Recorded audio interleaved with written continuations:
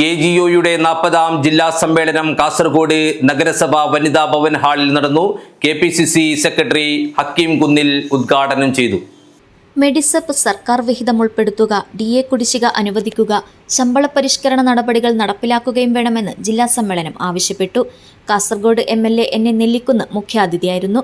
വരാനിരിക്കുന്ന നിയമസഭാ തെരഞ്ഞെടുപ്പിൽ UDF-നേക്കാളും ഈ സർക്കാർ ഒന്ന് കേരളത്തിൽ നിന്ന് പോയേ മതിയാകൂ എന്ന വാശിയിൽ UDF-ന്റെ സ്ഥാനാർത്ഥികൾക്ക് വളരെ ആവേശത്തിൽ വോട്ട് ചെയ്യുന്നത് UDF-ന്റെ വോട്ടർമാരെക്കാളും LDF-ന്റെ വോട്ടർമാരായിരിക്കും എന്ന കാര്യത്തിൽ ഒരു സംശയവുമില്ല. അപ്പോൾ നമ്മളെക്കാൾ കൂടുതൽ കേരളം രക്ഷിക്കണമെന്ന് അവരാഗ്രഹിക്കുന്നു. അപ്പോൾ കേരളം രക്ഷപ്പെടണമെന്ന് ആഗ്രഹിക്കുന്ന ഒരാളും, അത് LDF-ന്റെ പ്രവർത്തകനായാലും മറ്റേത് മുന്നണിയുടെ പ്രവർത്തകനായാലും UDF-ന്റെ സ്ഥാനാർത്ഥികൾക്കല്ലാതെ വോട്ട് ചെയ്യുകയില്ല എന്ന് നമ്മളെല്ലാവരും മനസ്സിലാക്കണം. അതനുസരിച്ച് പ്രവർത്തിക്കാൻ നമുക്ക് സാധിക്കണം.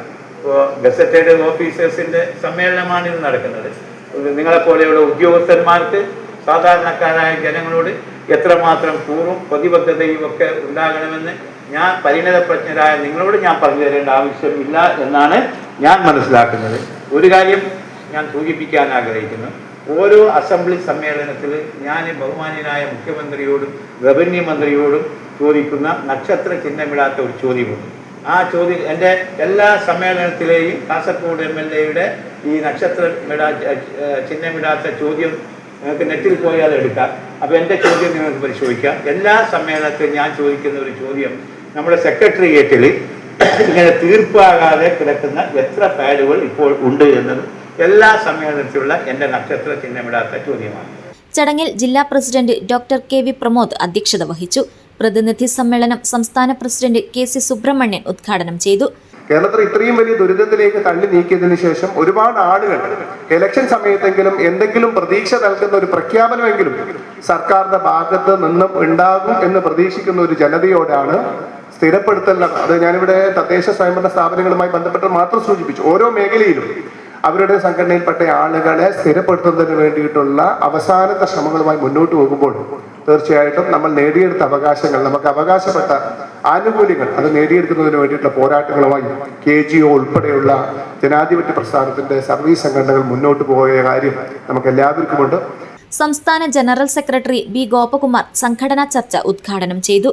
യാത്രയയപ്പ് സമ്മേളനം DCC vice president BP Pradeep Kumar ഉദ്ഘാടനം ചെയ്തു.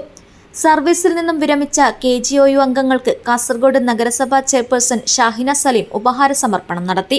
സംസ്ഥാന ട്രഷറർ ഡോക്ടർ R രാജേഷ്, സംസ്ഥാന വൈസ് പ്രസിഡന്റ് S ബിനോജ്, സംസ്ഥാന സെക്രട്ടറിമാരായ CV Benny, GP Padmakumar Kolathur, Narayanan, Sunil Kumar, C Narayanankutty മണിയേരി, MP ഷനീജ്, CJ Krishnan എന്നിവർ സംസാരിച്ചു. ജില്ലാ സെക്രട്ടറി രാജീവൻ പെരിയ സ്വാഗതവും VV ശ്രീവിദ്യ നന്ദിയും പറഞ്ഞു. പുതിയ ഭാരവാഹികളായി ഡോക്ടർ KV പ്രമോദിനെ പ്രസിഡന്റായും രവീന്ദ്രൻ CGയെയും ഡോക്ടർ മുഹമ്മദ് ഇല്യാസിനെയും വൈസ് പ്രസിഡന്റുമാരായും രാജീവൻ പെരിയയെ ജനറൽ സെക്രട്ടറിയായും വിനോദ് എറുവാട്ട്, ശിവകുമാർ V എന്നിവരെ ജോയിന്റ് സെക്രട്ടറിയായും K വിമലയെ ട്രഷററായും തെരഞ്ഞെടുത്തു. News bureau, Kasaragod.